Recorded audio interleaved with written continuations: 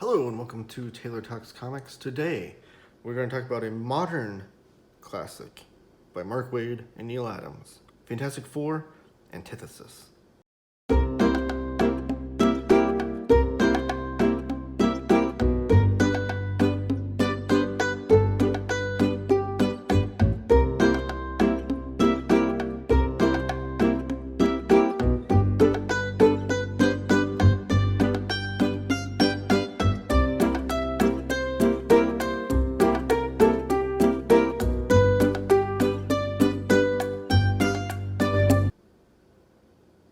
Alright, thank you for joining me. Please give the video a thumbs up if you like it. Subscribe, comment down below, all those good things. This is Fantastic Four: Antithesis by Mark Waid, Neal Adams, Mark Farmer, and Laura Martin.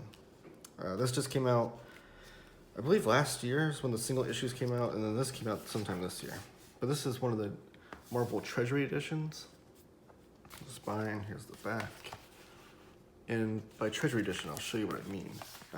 So I have here a omnibus devil dinosaur, and you can see, let me see on the camera here. It's kind of hard to get into frame. Maybe I should do this sideways. That would help, okay.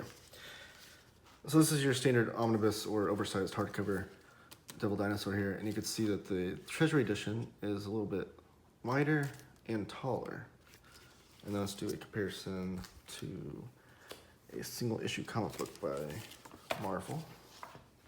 This is Deadpool Black, White, and Blood, the James Stokoe cover. Doing a video on this on my channel too. And this is, you can see how wide and how tall it is. So it's much larger. But it needed it because this is beautiful Neal Adams artwork in it. So Fantastic Four: Antithesis, this was a 4-issue series that came out, like I said, I think last year. And this is the first full-length, does it say it on here? Yeah, the first ever full-length Fantastic Four story, and FF legend Mark Waid is back to join him. So Mark Waid recently, or not recently, sorry. Mark Waid had an extensive run on Fantastic Four, which I've done an overview of that omnibus that he did with, it mostly had Mike Waringo artwork on that one. And that was back in the early 2000s. This is Neal Adams, though. Neal Adams is one of the greatest comic book artists ever. So it's great to see him do a modern story. And I have to say, the colorist, Laura Martin, with Andrew Crossley. I guess Andrew Crossley does issue number 3. And then Laura Martin's the colorist. And then J. Caramagna is the letterer. And then Mark Farmer's the inker. Okay. So Neal Adams, I feel like his artwork looks better with the older coloring process. Like when you look back at those old issues of Green Lantern, Green Arrow, or his old Batman stuff. And there is like controversy with the Batman omnibus by Neal Adams that came out that has, I do love the Kirby Crackle and the, not the end papers, but whatever they are, the fill-in papers that, pages that would, there's probably an advertisement there. I don't like the modern coloring on Neal Adams' work, but it grew on me throughout this issue, so I think Laura Martin did a good job, because I do think that Neal Adams himself prefers more modern coloring. Look at the face, the rendering on the face. Neal Adams is so good. Look at that thing. I always judge an artist that's doing Fantastic Four comics on how well they draw Ben Grimm, and Neal Adams knocked it out of the park. So I don't hate the coloring by Laura Martin, but like I said, Neal Adams likes to have more modern coloring, as you can tell by that omnibus that came out of his Batman stuff, where all of it was recolored, and there was a lot of controversy over that, and whether or not he should have touched that up or not. But regardless, the artwork in this is worth the price of admission alone. But Mark Waid, I mean, he has such a great feel for the characters of Fantastic Four that it makes for a great story as well. So the story here is that there's a giant meteor coming to destroy Earth.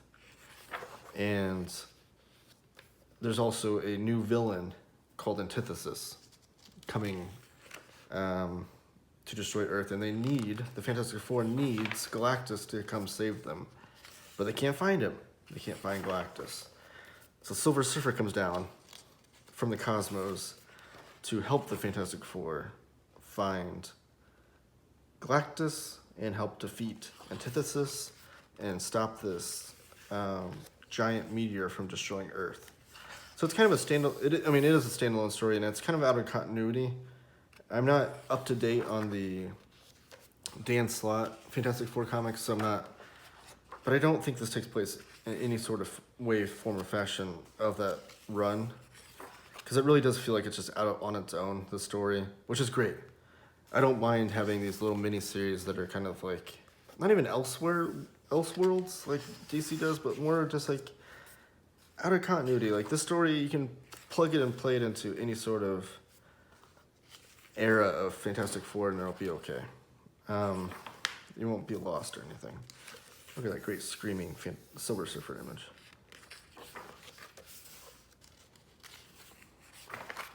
Just Neal Adams knocked it out of the park. This is one of my favorite Fantastic Four stories I've read in years. I'm a huge Fantastic Four fan. If you are a fan of this channel, well, even the background here is all Kirby Fantastic Four.